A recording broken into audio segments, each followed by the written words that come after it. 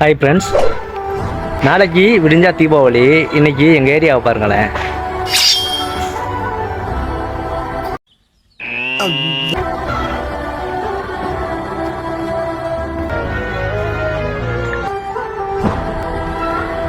பார்த்தீங்களா எப்படி எப்படி எடுக்கும் பற்றில? இதுக்கு என்ன ரீசன்னா,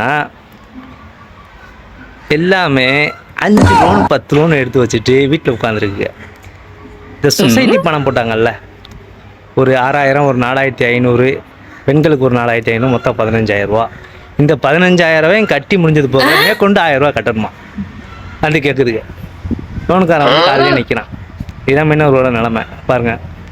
ரொம்ப நன்றி.